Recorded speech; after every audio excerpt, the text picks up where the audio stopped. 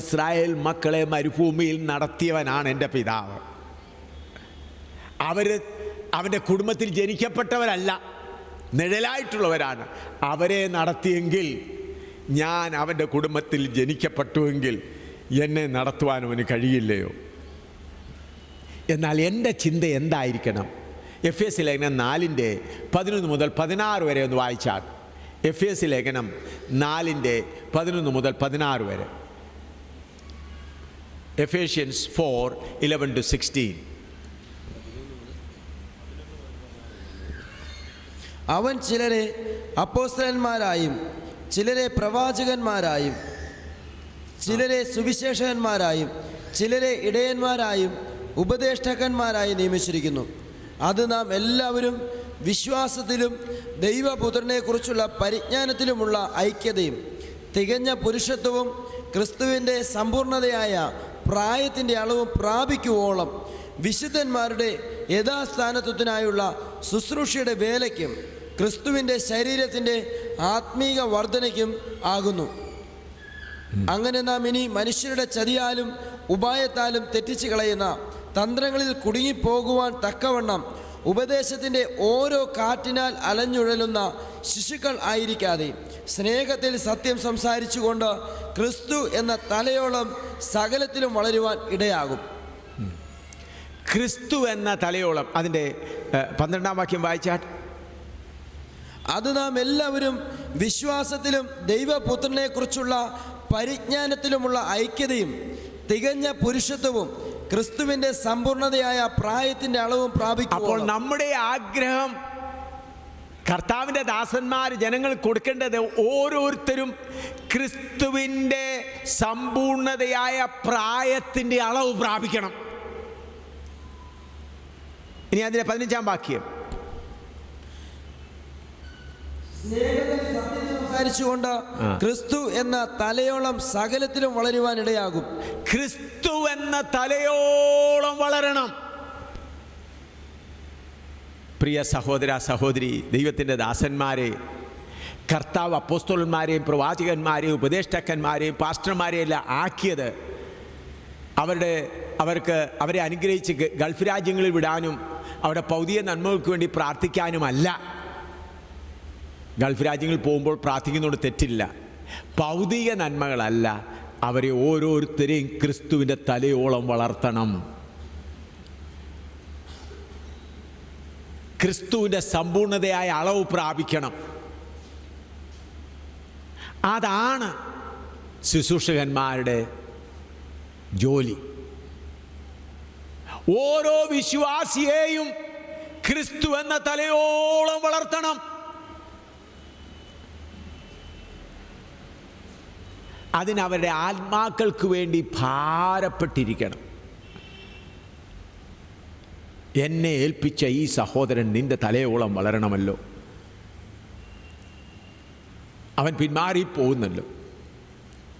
ഞാൻ സഭാശുശ്രൂഷകനായി 10-15 വർഷത്തോളം തുടരെ സഭാശുശ്രൂഷകനായി തന്നെ ഇരുന്നു. പിന്നെ വെളിയിൽ പോയി പ്രസംഗിക്കാനും തുടങ്ങി. സഭാശുശ്രൂഷയും ചെയ്യുന്നുണ്ട്, ഇപ്പോഴും രണ്ടും ചെയ്യുന്നുണ്ട്. ഒരു വിശ്വാസി അല്പമെങ്കിലും വിശ്വാസത്തിൽ ക്ഷീണിതനായി കണ്ടാൽ കർത്താവിൻ്റെ ദാസൻ അതിന് ഭാരമുണ്ടാകണം.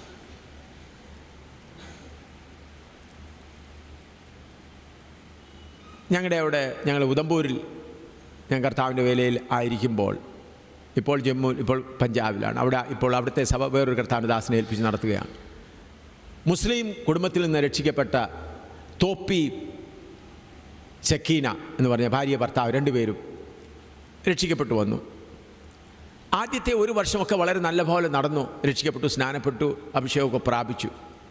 എന്നാൽ അത് അടുത്ത് കഴിഞ്ഞ് അവർ ചില മുസ്ലിം ഫ്രണ്ട്സിനോട് കൂടെ ചേർന്ന് അവരുടെ ബന്ധുക്കളോട് ചേർന്ന് അല്പം ക്ഷീണിതമായി. അപ്പോൾ ഞാൻ പ്രാർത്ഥിച്ചപ്പോൾ എനിക്ക് മനസ്സിലായി ഇവർ ആത്മാവിൽ ക്ഷീണിക്കുന്നതിന് വളരെ ഭാരമായി. അവർക്ക് വേണ്ടി കരഞ്ഞ് പ്രാർത്ഥിക്കാൻ തുടങ്ങി.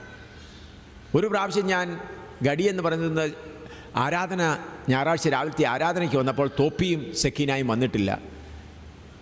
വളരെ സങ്കടമുണ്ടായി. കർത്താവ് ഇന്ന് അവർ രണ്ടും വന്നില്ലല്ലോ. അത് കഴിഞ്ഞ് 4 മണിക്ക് ഉദംപൂർ പട്ടണത്തിൽ യോഗം നടത്തണം.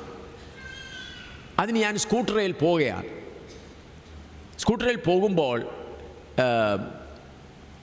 ചോപ്ര ഷോപ്പ് കഴിഞ്ഞ് അവിടെ മിലിറ്ററി ഒരു കേന്ദ്രമുണ്ട്. അവിടെ വലിയൊരു സിനിമാ തിയേറ്ററുണ്ട്. ഞാൻ നോക്കിയപ്പോൾ ആ സിനിമാ തിയേറ്ററിൻ്റെ ക്യൂ ലൈനിൽ തോപ്പിയും ഭാര്യയും ക്യൂ ലൈനിൽ നിൽക്കുക ഉച്ചയ്ക്ക് 2:30-3 മണിക്ക്. അത് കണ്ടപ്പോഴേ എൻ്റെ ചങ്ക് പൊട്ടുന്ന പോലെ ആയി. ഞാൻ ഉടനെ തന്നെ സ്കൂട്ടർ തിരിച്ച് ചോപ്ര ഷോപ്പ് പറയുന്ന ആ സ്ഥലത്ത് വന്ന് സ്കൂട്ടർ അവിടെ ഇട്ടിട്ട് ഒരു കടയുടെ അടുത്ത് വെച്ചിട്ട് അവിടെ നിന്ന് ഏകദേശം ഒരു 1 കിലോമീറ്റർ കൊണ്ട് ഇറങ്ങി കയറി ഇടുക്കൊഴി കൂടെ അവിടെ വീട്ടിൽ ചെല്ലണം. അവിടെ വീട്ടിൽ ചെന്നപ്പോൾ വീടിങ്ങനെ ഒരു വീട് അതിൻ്റെ ഈ ചങ്ങലയിട്ട് മേളിൽ കൊളുത്തിടുന്ന അങ്ങനെ ഒരു രീതിയാണ് അവിടെ ഉള്ളത്.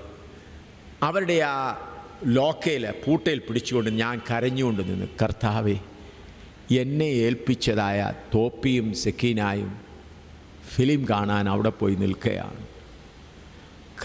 അപ്പോൾ ഞാൻ എന്തുകൊണ്ടാണ് ഉദംപൂരിലെ ബൈബിൾ ക്ലാസ് കാണിച്ചത്? എന്നെ ഏൽപ്പിച്ച ആടുകൾ പിന്മാറിപ്പോയെങ്കിൽ ഞാൻ ഇനിയും പോയി പുതിയ ആളുകളെ കൊണ്ടുവന്നിട്ട് എന്താ പ്രയോജനം? ഏകദേശം 1/2-3 മണിക്കൂറോളം അവിടെ നിന്ന് കരഞ്ഞു. ഞാൻ കരയുമ്പോൾ തോപ്പിയും സെക്കീനായും സിനിമാ തിയേറ്ററിൽ നിന്ന് ഫിലിം കണ്ടുകൊണ്ടിരിക്കുക. അത് കഴിഞ്ഞ് നിന്ന് തളർന്നു. അവരുടെ വീടിൻ്റെ കുറച്ച് മാറിയൊരു പാറയുണ്ട്, കുറച്ച് കാടും ചുറ്റിക്കാടൊക്കെ ഉണ്ട്, കുറ്റിക്കാടുണ്ട്. അതുകൊണ്ട് അവിടെ വീട്ടിൽ നിന്ന് നോക്കിയാൽ കാണുകയില്ല. അവിടെ പാറപ്പുറത്ത് പോയി ഇരുന്നു കുറച്ച് നേരം കിടന്നു. 3 മണിക്ക് ഞാൻ അവിടെ 3:45 ചെന്നതാ. 11 മണി, രാത്രി 11 മണി ആയപ്പോൾ അവർ വന്നു. അപ്പോൾ അവർ കഥകളെല്ലാം തുറന്നു, ആഹാരമെല്ലാം കഴിച്ചു. ഒടുവിൽ 12 മണിയായപ്പോഴത്തേക്ക് അവർ വീട് പൂട്ടി ഉറങ്ങാൻ തോന്നുകയാണെന്ന് എനിക്ക് മനസ്സിലായി. അവർ വീട് കുറ്റിയിട്ട് കഴിഞ്ഞപ്പോൾ ഞാൻ ഇറങ്ങിച്ചെന്ന്. ഞാൻ ആ പാറപ്പുറത്തിരിക്കുന്നവർ കണ്ടില്ല, കാരണം കുറ്റിക്കാടുണ്ട്, രാത്രിയുമാണ്.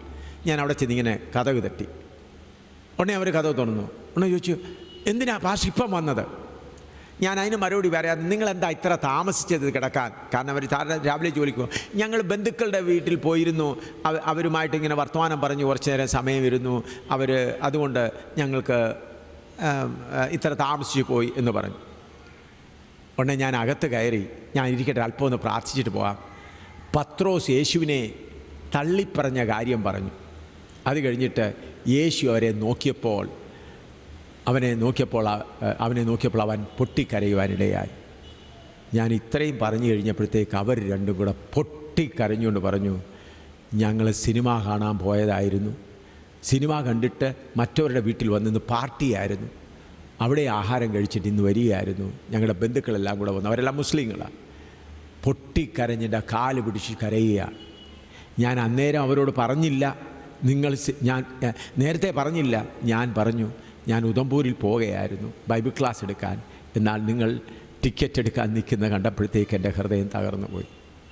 ഞാൻ അന്നേരം മുതൽ 1 ഗ്ലാസ് വെള്ളം പോലും കുടിക്കാതെ 3-3:15 മണി മുതൽ രാത്രി 11 വരെ അവർക്ക് വേണ്ടി നിന്നു. ഇന്നും അവർ ജീവനോടുണ്ട്. അവരിപ്പോഴും പറയും, ഞങ്ങൾ സിനിമ കാണാൻ പോയപ്പോൾ ഞങ്ങളുടെ പാസ്റ്റർ വന്ന് ആ താക്കോൽ അത് പിടിച്ച് കരയുകയായിരുന്നെന്ന് പറയും. ഞാൻ ഒരു സംഭവമേ പറഞ്ഞിട്ടുള്ളൂ, അങ്ങനെ എത്ര സംഭവമുണ്ട്. അങ്ങനെ ഓരോരുത്തർക്ക് വേണ്ടി കരഞ്ഞധ്വാനിച്ചാണ് ഓരോരുത്തരെ ക്രിസ്തു എന്ന തലയോളം വളർത്തുന്നത്. അതാണ് പൗലോസ് പറയുന്നത്, നിങ്ങൾക്ക് പ്രയോജനമായതൊന്നും മറച്ചു വയ്ക്കാതെ വീടുതോറും. പൗലോസ് പറയുന്നത് എന്താണ്? വീടുതോറും പരസ്യമായി കണ്ണുനീരോടുകൂടെ നിങ്ങളോട് സേവ ചെയ്തു. ആകയാൽ പ്രിയ ദൈവമക്കളെ, കർത്താവിൻ്റെ ദാസന്മാരെ, എനിക്കും നിങ്ങൾക്കും തന്നിരിക്കുന്ന ജോലി, വേലക്കാരെ ഓരോരുത്തരെ ക്രിസ്തു എന്ന തലയോളം വളർത്തണം.